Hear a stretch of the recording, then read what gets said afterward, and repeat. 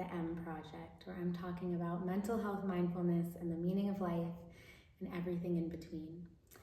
I want to share something that is really present for me right now, and that is that I have struggled for a while now with insecurity, self-confidence, limiting beliefs, feelings of unworthiness.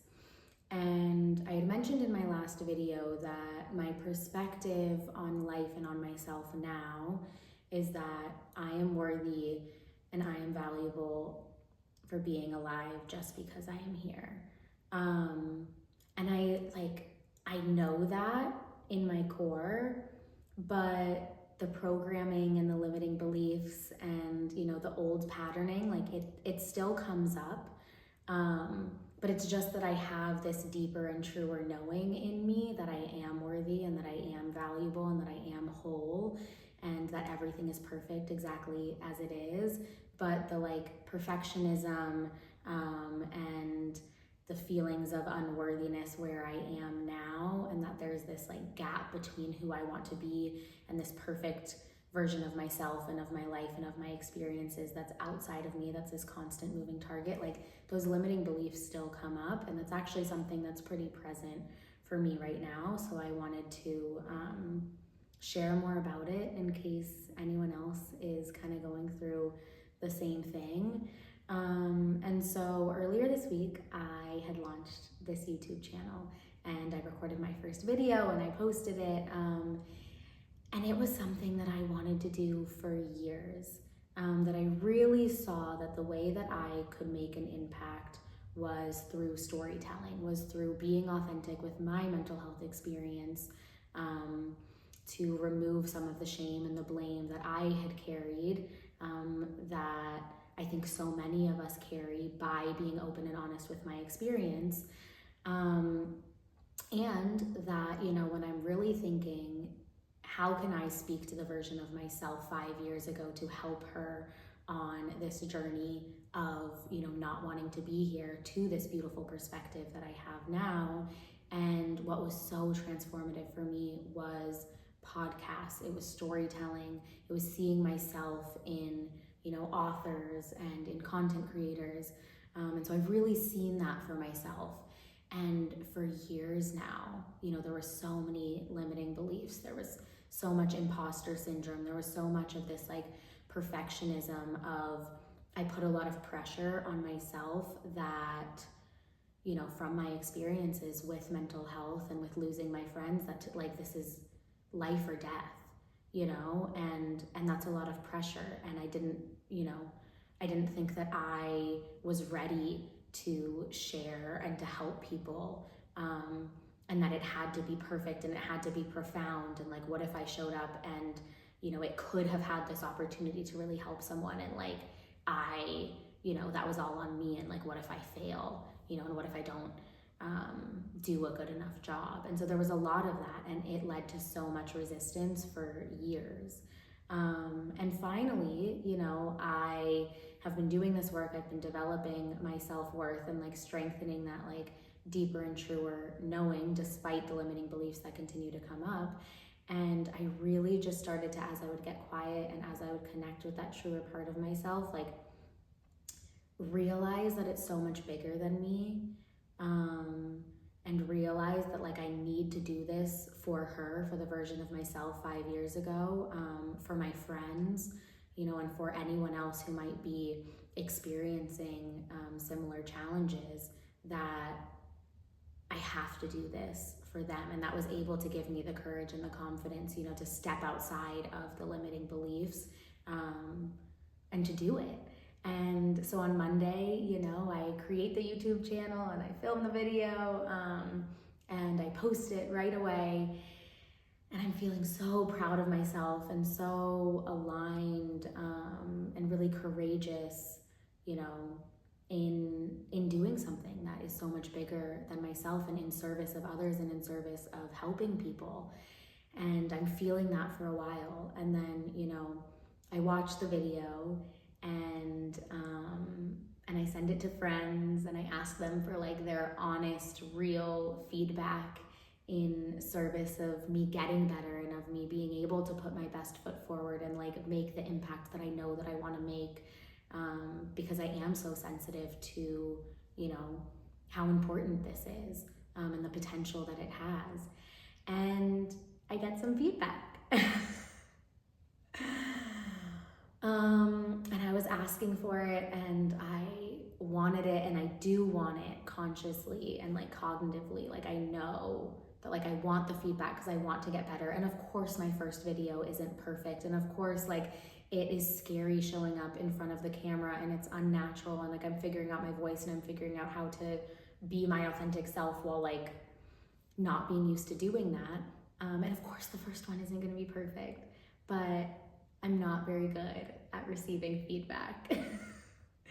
And it's a lot of that self-worth stuff, you know, it's a lot of the old programming and conditioning that so much of my worth is tied to validation from others and from what other people think about me and what society thinks about me, and this like perfectionism and need for everything to be perfect, and that there is this perfect version of myself and of that video and of my experiences that like if I can't be her, it's my fault and I'm unworthy. And a lot of that started coming up, you know, like when I got the feedback, I like felt it, like it was like a punch in my gut, and it was really painful. And that feeling then led to like all of the stories and the insecurities and the not enoughness. And I was in that for a while. Like it was all consuming. It felt like it was fact. It was fact that I am not enough, that I am not worthy. And it made me want to delete the video. It made me want to run away and to never do this. And I sat with it. And, you know, I had mentioned that I know deep down that I am worthy and that everything is perfect. And then there's these thoughts that are coming up in these stories that are saying like the complete opposite. And I'm in those for a bit, like it's 100% of my reality for a bit, but then like the knowingness and the truth, like it's this flicker, and it's a small percent of me, and it comes up and it starts to like get a little louder, and then the limiting beliefs and the insecurities and the stories, they start to get a little quieter. And to me, like that is such a gift. And I want to share, you know, because I think sometimes we hear someone else's experience, and like you might hear me say like life is a miracle and life is a gift and like life is this thing that I get to do and I am so worthy and I am magic and all these things, and it feels unapproachable. You know, if that's not your current belief system, it like feels very inaccessible and unapproachable, and the gap between where you might be and where I am, like it feels massive. And so I want to share all this to say like it's not massive, you know. I still experience the limiting beliefs, I still experience the mental health challenges, but I have this like deep rooted, grounded knowing in me underneath all of those that I am worthy, that life is a gift, that everything is perfect because it is. And with that knowing, it gives me permission to then explore these painful, you know, limiting beliefs and feelings that are coming up, and that I'm actually so grateful for them. Like I'm so grateful for that feedback and the way that it triggered me, and that it like, you know, triggered this wounding that's still in me, and all of these limiting beliefs that then came up. They're not a bad thing. Like that's my body telling me that they still exist, that they're still in there. And they're asking for me to give them attention. And like, I want to know if they're in there. You know, I'm so grateful that I got this reminder that some of those limiting beliefs are still there, despite this like deeper and truer knowing that goes against them. And so I really like, I sat with it, and I was grateful for it.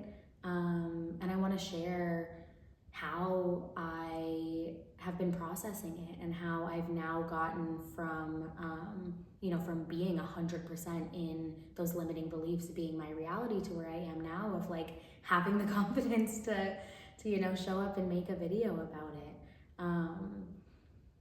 Because that's the goal, you know, the mental health challenges are still gonna come, the old programming is still gonna show up, and when it does, it is a gift because it's a reminder that it's still there, and you will continue to build the strength and the resilience to see them, to allow them to be there, and then to ultimately release them. And so the way that I have been going about doing it is, I take a deep breath. The limiting beliefs, like the insecurities, the feelings of unworthiness, they're all there, they're all really loud, and I settle into my body, and I start to bring my attention to the point where my feet, or I guess in this case I have one foot, my foot meets the earth. One's up on the chair. But I just notice the sensation of my feet on the ground. And I bring my awareness to my breath. And I notice that as my awareness comes from the stories in my head towards my breath gets a little bit louder and the stories get a little bit quieter. And now I'm connecting with that deeper part of myself, that is whole, that is perfect, that is worthy, right here, right now. No stories, because in this present moment, everything is perfect, exactly as it is. Any of the suffering, any of the anxiety, any of the worry, any of the unworthiness, it's all a story that's in our head. And so I'm reminded of that as I start to come back into my body and into presence. And then I allow the stories to come back in. I don't resist them. I don't suppress them. I don't approach them with force and need to shove them out of my head. I allow them to come back in and to be here because they want to tell me something. And as the stories start to come back, maybe I feel where they exist in my body. And for me, that like unworthiness, that insecurity, that not enoughness, it's like a pit in my stomach, it's tension in my chest, it's sometimes like a knot in my throat. And I just continue to breathe, and I really send that breath to these areas. To the areas that I'm noticing some tension. And as I bring my awareness to these areas of pain, of tension that we so often want to avoid and want to numb, I allow them to speak to me. And maybe memories come up of like when I was younger and I was a little girl and I didn't feel enough, whether in school, in sports, and whatever else. And then it drove me to ambition, and it drove me to like wanting more for myself, but it also, communicated this limiting belief that I'm not enough exactly as I am. And as those sort of memories start to come up, I tell that little girl that she is enough, that she is worthy, and that she is safe. Because ultimately that's all our nervous system wants, is to be safe. And in this present moment, without those stories, without those limiting beliefs, like I am safe and I am enough exactly as I am. And I just sit with the thoughts and with the feelings and with the tension as long as they want to communicate to me. And if they're here and if they're present, they still have something to say. And then slowly over time, they start to fade. They start to get a little quieter and they start to release. And if they release, it doesn't mean they're not coming back. Because something else is probably going to happen where, I get triggered and that wounding comes up and the stories come back and the feelings of where they're stored in my body come back. But I know that just means that they're still there. And that I'm grateful for the gift to get to hear them, to be so open and so safe that I can allow them to be here and to communicate to me whatever they want to communicate. And then eventually I can realize that they're not serving me, they're not true right now. They might have felt true when I was a little girl, when I had less perspective, less awareness, but right now I realize, they're not true. And then I strengthen that feeling in me that knows that I am enough, that I am worthy, that I am capable, that I am whole exactly as I am. And I don't think we ever are 100% that. And I don't think that's the goal for our lives. I think that life is the journey of exploring and of discovering yourself in the pain, in the insecurities, in the stories, because there are these invitations to dive deeper into ourselves and to create that love, to create that worthiness. And I think that's life, and I think it's beautiful, and I'm so grateful to be grateful for that experience, because it's not easy. It's painful. But on the other side of it is so much freedom and so much groundedness and so much safety. So, if you're feeling insecure, if you're experiencing any limiting beliefs, if you're getting triggered by feedback, and if you struggle with some sort of perfectionism and this feeling of not enoughness because there's this constant moving target between who you are now and who you want to be, I hope that this is helpful. I hope that this practice can be helpful, and just a reminder to keep going. You got this. We got this. Thanks for being here. It means the world.